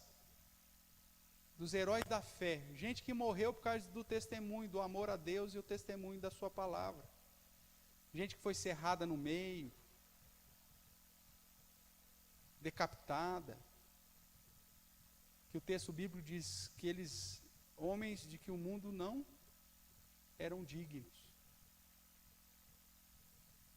Ele fala de uma seção de pessoas, de mártires. O capítulo 11 termina assim. Quer ver? Dá uma olhadinha aqui antes. Aqui. A partir do 32 aí, eu acho que é. Já ajuda. E que mais direi? Hebreus 11, 32. Certamente me faltará tempo necessário para refletir a respeito de Gideão, de Baraque, Sansão, Jefté, Davi, Samuel, dos profetas, os quais por meio da fé subjugaram reinos, praticaram a justiça, obtiveram promessas, fecharam a boca de leões, extinguiram a violência do fogo, escaparam ao fio da espada, da fraqueza tiraram força, fizeram-se poderosos em guerra, puseram em fuga exércitos de estrangeiros, mulheres receberam pela ressurreição os seus mortos, alguns foram torturados, não aceitando seu resgate para obterem superior ressurreição. Outros, por sua vez, passaram pela prova de escárnios e açoites, sim, até de algemas e prisões, foram apedrejados, provados, cerrados pelo meio, mortos a fio da espada, andaram peregrinos, vestidos de peles de ovelhas e de cabras, necessitados, afligidos, maltratados, homens dos quais o mundo não era digno, errantes pelos desertos, pelos montes, pelas covas, pelos antros da terra. Ora, todos estes que obtiveram bom testemunho por sua fé, não obtiveram, contudo, a concretização da promessa, por haver Deus provido coisa superior a nosso respeito, para que eles, sem nós, não fossem aperfeiçoados. Aí é o texto que eu quero chamar a sua atenção. Portanto, também nós, visto que temos a rodear-nos tão grande nuvem de testemunhas, ou seja, tendo tantos exemplos aqui no capítulo 11, desembaraçando-nos de todo o peso e do pecado que tenazmente nos assedia, corramos com perseverança a carreira que nos está proposta, olhando firmemente para o autor e consumador da fé, Jesus, o qual, em troca da alegria que lhe estava proposta, a abnegação do próprio Cristo, né? Em troca da alegria que lhe estava proposta, suportou o quê? A cruz, não fazendo caso da ignomínia, da vergonha, e está sentado à destra do trono de Deus. Considerai, pois, atentamente aquele que suportou tamanha oposição dos pecadores contra si mesmo, para que não vos fatigueis desmaiando em vossa alma. Presta atenção agora, verso 4. Ora, na vossa luta contra o pecado, ainda não tendes resistido até o quê? Até ao sangue. E estáis esquecidos da exortação de que, como a filhos, discorre convosco. Filho meu, não menospreze a correção que vem do Senhor, nem desmaieis quando por eles és reprovado, porque o Senhor corrige a quem ama e açoita a todo filho a quem recebe. Na vossa luta contra o pecado ainda não tendes resistido até ao sangue. O padrão de buscar a moralidade de Deus, irmãos, deve nos conduzir a abrir mão dos nossos desejos, nem se tiver que ter que resistir até o sangue, que é uma figura de linguagem para apontar, ó, mesmo que doer, fazer sangrar, mas em nome e por amor a Deus, eu vou abrir mão, eu vou resistir, eu vou passar necessidade, eu vou suportar, eu vou viver do modo que os heróis da fé viveram, mesmo que seja um padrão totalmente distinto daquilo que o mundo prega. Eu vou levar o prejuízo. O cristianismo exige abnegação, abstinências, abrir mão, passar vontade.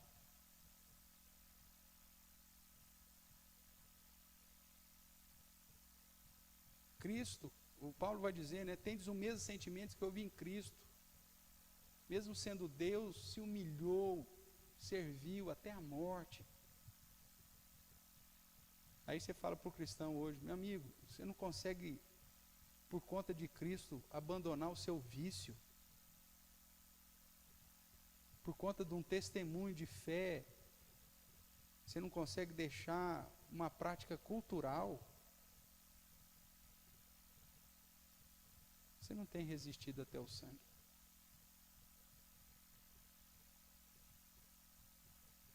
É muito comum você encontrar, eu sou assim mesmo, pastor, né? Aquilo que antigamente os pastores chamavam o crente Gabriela, eu nasci assim e vou morrer assim. Né? Não, meu amigo. O padrão moral do cristianismo exige abnegação, abstinência, pagar o preço.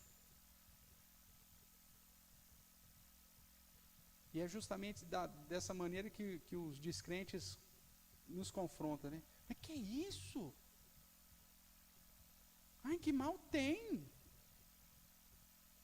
Ai, não, considerando aquilo que Cristo fez por mim na cruz, isso aqui não é nada, cara. Não é um peso para mim. deixar de beber, deixar de fumar, deixar de ir em alguns eventos, de participar de alguns ambientes. Cristo morreu por mim, cara. Se isso não for suficiente para eu deixar algumas coisas na minha vida em prol da moralidade que Ele espera que eu tenha, eu não entendi nada.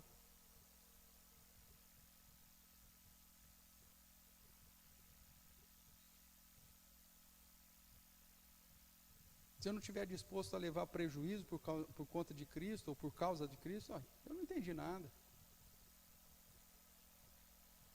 Abrir mão, né? Não entendi nada.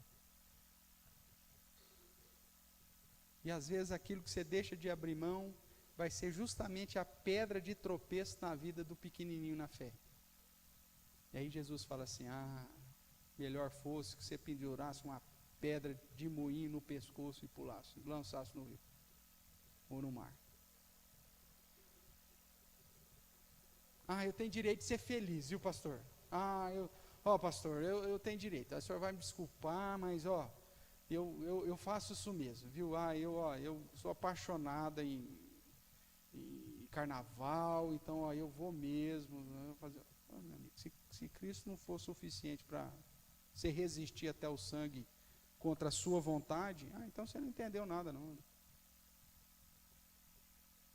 E assim uma série de padrões morais, irmãos, que são praticados pelos cristãos de hoje, que na verdade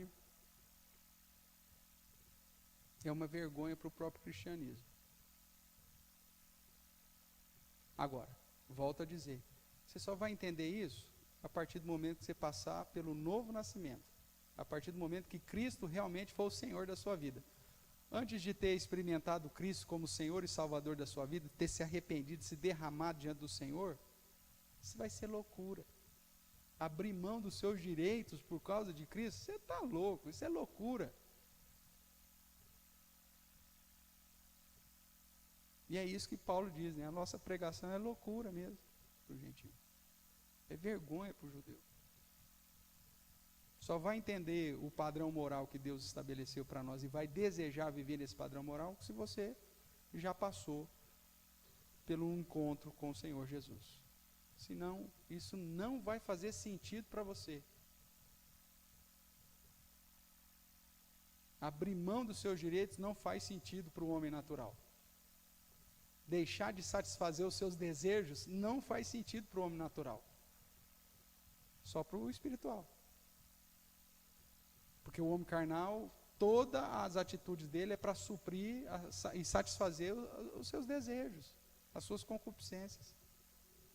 Somente aquele que entende o que Cristo realmente fez por ele na cruz é que então vai ter dificuldade? Vai, mas ele vai entender que o padrão a ser seguido é esse, e ele vai lutar para que isso aconteça.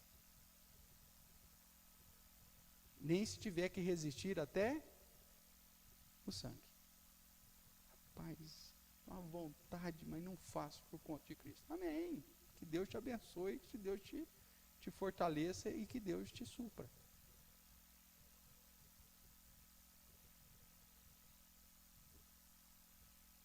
Seja um vício, seja vida promíscua, seja práticas que não estão de acordo com a palavra do Senhor, se você já passou pelo novo nascimento, você vai entender esse padrão e você vai, mesmo que sofra, mas você vai fazer isso com alegria. Porque é o padrão para demonstrar a sua gratidão e a sua obediência ao Senhor. Ok? Perguntas, irmãos, até agora.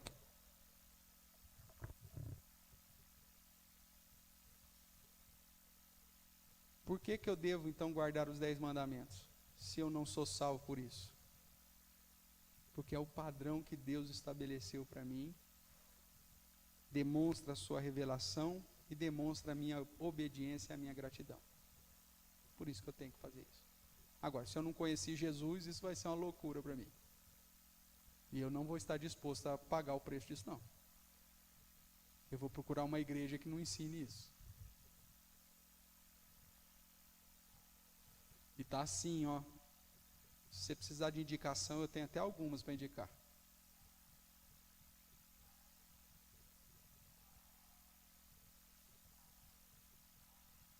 Perguntas, irmãos? Tranquilo? Vamos ver aqui se nós temos algum parecer aqui dos irmãos aqui.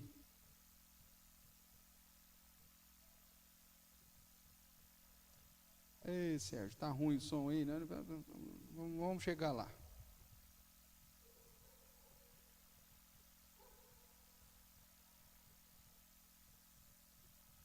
É isso mesmo. Tudo questões aqui relacionadas. Tem uma pergunta aqui.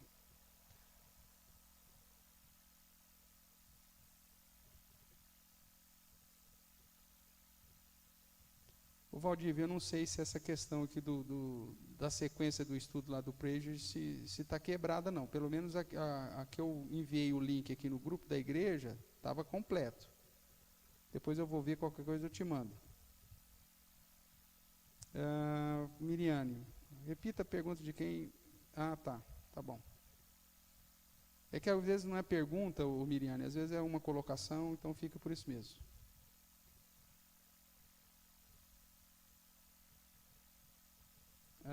O Lucas participando aqui.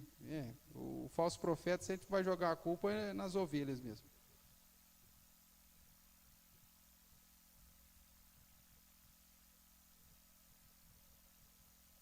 Estamos com uma pergunta aqui, em relação talvez a uma prática mais pessoal. O cristão, né, está conhecendo uma irmã que já foi casada. O que eu faço? Vamos lá, a questão é a seguinte, você precisa saber por que ela está descasada, né? Existem pelo menos 2 motivos bíblicos dentro da moralidade bíblica que a pessoa pode o divórcio e se casar de novo, né? Sem falar, obviamente, na questão da viuvez. Ela foi casada, mas agora está viúva. Opa, pode casar. Ela está divorciada por conta de adultério, ela é a parte vítima. O marido adulterou, traiu ela. Ela requereu o divórcio. É um direito dela, ela pode casar de novo. Agora, o que traiu, pode casar de novo? Não. E quem casar com o que traiu, comete adultério. Porque ele que quebrou a aliança. Então, qual que é a solução do cara que traiu? Orar para a mulher perdoar, ou ficar eunuco por causa do reino. O que é ficar eunuco por causa do reino? Não casar nunca mais, meu amigo. Você vai agora servir o reino. Você não conseguiu pensar muito bem? Então, bora. Então, ou a mulher perdoa, restaura e vida que segue, ou se ela desejar o divórcio, você que é a parte culpada na história, você vive eunuco por causa do reino. Difícil isso? Muito difícil. Não estou falando que é fácil, mas é o padrão. E o terceiro motivo que a mulher pode casar é se ela era casada com um descrente e o descrente resolveu abandoná-la. 1 Coríntios, capítulo 7. Se o descrente resolveu se apartar dela, tudo bem que se aparte e que agora ela case no Senhor. Sem problema nenhum. Então, os 2 motivos, fora a viuvez, no caso de adultério, se a pessoa é a parte vítima, ela pode casar de novo. E, no caso, se o cônjuge era descrente e resolveu abandoná-lo, ou abandoná-la. Então, aí ela pode casar de novo, mas desde que case com o crente agora, no Senhor. Então, essas 2 situações. Qualquer outra situação de divórcio, se não tenham sido esses exemplos bíblicos, quem casa com ela comete adultério. Estou conhecendo uma irmãzinha que largou do marido, porque o marido deixava a toalha em cima da cama. Não deu certo, brigaram, separou. Quem casa com ela, adultera. E quem casa com o marido, também adultera. Esse é o padrão moral. Problema na igreja de hoje. Você vai ter 10 a 20% de pessoas que se separaram, se divorciaram sem motivo bíblico e que já estão casados de novo. Vamos mudar a palavra de Deus por causa disso? Não, meu amigo. Ai, pastor, e agora? Eu separei, casei de novo, estou na 3ª mulher, e sem nenhum motivo bíblico. Já era crente, tudo é sempre. E agora? Biblicamente falando, você está em pecado. E aí, não vou para o céu? Não sei, cara, eu não posso definir esse negócio, nem vai para o céu, não vai, mas Biblicamente falando, você está em pecado. Ora. Ah, mas agora eu casei com a terceira, já tenho 3 filhos com ela, vou abandonar? Não tem mais como abandonar. Então ora. Mas o padrão moral bíblico é esse. Difícil, né? Por falta de conhecimento, o povo padece. Né? Mas o padrão bíblico é esse. Tá certo? Então tem que saber qual que é a situação da irmã. Ela pode ter sido casada, mas está, biblicamente falando, liberado para casar novamente. Tá bom? Nosso irmão Roberto Júnior, lá do Rio de Janeiro, eu nunca tinha ouvido falar no padrão moral de Deus. Infelizmente, a última geração, eu acho que nunca ouviu falar disso, irmão Roberto, infelizmente. O Tarso pôs aqui, o marido adulterou. Sem problema, ela pode casar tranquilamente, desde que case no Senhor. Tá bom? Se o marido adulterou, abandonou, ela pode requerer o divórcio e casar novamente no Senhor, como se o marido tivesse morto. É assim que Paulo ensina. Agora, o marido adúltero, mesmo se ele arrepender, a chance dele é se reconciliar com a esposa, ou se a mulher não quer, já pediu o divórcio, não aceita mais, então agora ele tem que ficar eunuco por causa do reino. Se você quiser ler o texto lá, os 2 textos que dão amparo para isso, 1 Coríntios capítulo 7, que eu citei a questão do abandono obstinado, e Mateus capítulo 19.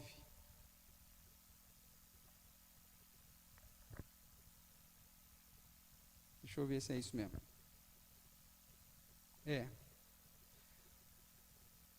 Mateus capítulo 19. Tá? Do verso 1 até o verso 12. Tá bom, meu irmão?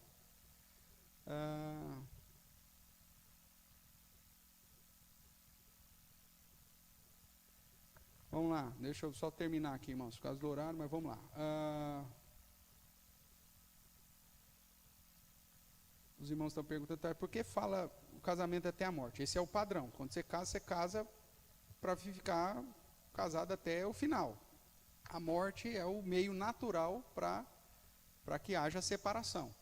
Agora, o padrão bíblico dentro do hierarquismo, né, você tem lá 2 situações que lhe permite o divórcio. Quando uma parte adultera, ou quando o descrente abandona. Então, são as 2 situações que são permitidas. Caso contrário, então, você tem que viver casado. Eu sei que tem muitas situações, né? O meu marido me bate, violenta, não sei o quê, isso é passivo para disciplina, para divórcio. Dependendo do contexto, você vai tratar isso como crime, tudo bem, divorcia, só que não é o motivo bíblico para você divorciar e casar de novo.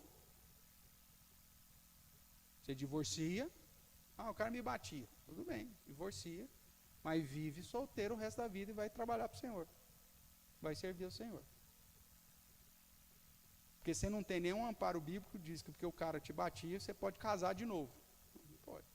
Você escolheu errado, então agora você tem a consequência da sua escolha. Eu quero me ver livre disso, pastor.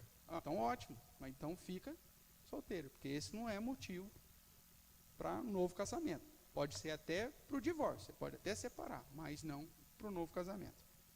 Vamos ver o que mais que eles perguntam aqui. Porque nesse caso de adultério e novo casamento, não devemos largar a família? Aí por causa da hierarquia, mais uma vez, o Lucas. Por falta de conhecimento, você separou e casou novamente, e aí formou uma família. Então, agora essa família, você não vai colocar o prejuízo sobre essa nova esposa ou sobre esses filhos. Então, é a questão da manutenção. A gente tem um problema sério, né, na questão missionária, quando você chega nos países onde há poligamia, e aí o cara se converte, ele tem lá 4 esposas. Aí o que você faz? Aí você fala, manda as 3 mais novas embora, com os 10 filhos cada uma tem, e só fica a primeira? Não tem como. Aí você vai ensinar para que os filhos não caiam no mesmo erro do pai. Mas pelo menos 1, 2 gerações lá, você vai ter que suportar isso dentro da igreja. E a ideia é que esses homens por exemplo, nunca vão exercer liderança dentro da igreja, porque acaba sendo um conflito, né, do padrão bíblico. E para terminar aqui, irmãos, eu acho que mais uma questão. Agora, já que a pessoa que casou novamente está em pecado, por que não deveria abandonar o casamento? Então, aí veja, Lucas, é uma situação extremamente específica. Cada caso é um caso, né? O cara às vezes casou de novo e ele não era crente, então é uma situação. Às vezes, agora não, o cara era crente, era pastor da igreja, adulterou e casou duas, está na terceira mulher. Não, esse cara aí está furado mesmo, deveria. E quem casou com ele comete adultério. Então esse cara não poderia estar exercendo nenhuma função de liderança dentro da igreja, né? E a situação dele, espiritualmente falando, também é complicada. A única coisa que o cara pode fazer, mesmo que ele não tem como ser separado da mulher, por causa do prejuízo, às vezes de manutenção, de proteção, de provisão para a mulher e para as crianças, mas o cara vai ficar numa situação espiritual complicada, porque no dia do juízo lá, é que a situação vai ser definida dentro do padrão de Deus lá, e aí o padrão é que aquele que está em adultério não entrará no reino dos céus. Então é uma situação complicada, tá? Mas aí você tem que olhar caso a caso. Se dependendo da situação, não tem filhos, não sei o quê, as duas partes chegam ao pleno conhecimento da verdade e decidem se separar, então que se separem. Principalmente aquela que casou com a pessoa que estava em adultério, para que ela não permaneça em adultério, é melhor que ela separe. Né? Mas aí mas vai viver sozinho agora o resto da vida e tal. Então sempre é dificultoso. Então às vezes a igreja ela vai tolerar algumas práticas, ensinando, essa pessoa vai ficar privada, por exemplo, de não ter nenhum tipo de atividade de liderança dentro da igreja, para que se ensine, né, para as próximas gerações, para que isso não aconteça mais. Às vezes o erro, né, a igreja ensinou errado há muitos anos, é complicado. Quanta pessoa? Tá, então, é a mesma coisa que eu falei da violência. Biblicamente falando, os motivos para você ter um novo casamento é quando você é a parte vítima no adultério ou quando você é a parte abandonada pelo descrente. Qualquer outra situação de divórcio, porque eu apanhava, porque o meu marido bebia muito, porque ele era vagabundo, não trabalhava, tal. Tudo bem, você pode largar. Só que no padrão bíblico ele não te dá a permissão para um novo casamento. Então você vai largar e vai ficar solteiro, eunuca por causa do reino.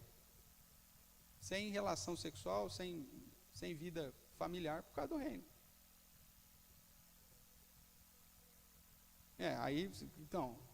Aí complica, né? Veja, o padrão moral da igreja cristã de hoje, ela está muito longe do verdadeiro cristianismo. É um negócio muito complicado. O ideal é que se ajeita, mesmo que o Lucas está falando aqui. O ideal é que você tente consertar as coisas e as pessoas vivam. Né? Mas é difícil, porque você teve aí 50 anos que a igreja deixou de ensinar o verdadeiro evangelho.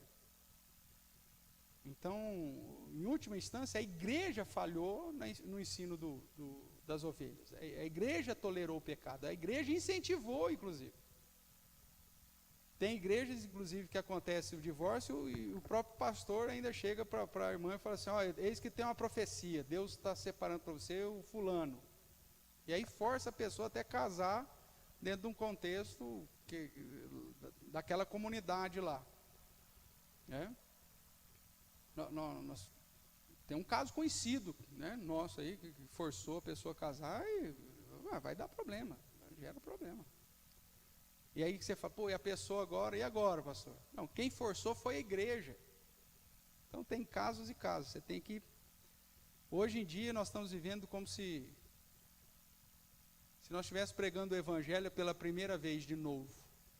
E aí você tem que tolerar um tempo, algumas práticas dentro da igreja, para que na geração futura a gente consiga eliminar todas essas mazelas. E aí vai ter que ter um pouco de paciência, né? Infelizmente. Tá certo? Pois não, meu irmão. não só de Salomão, né? No Antigo Testamento você tem lá uma série de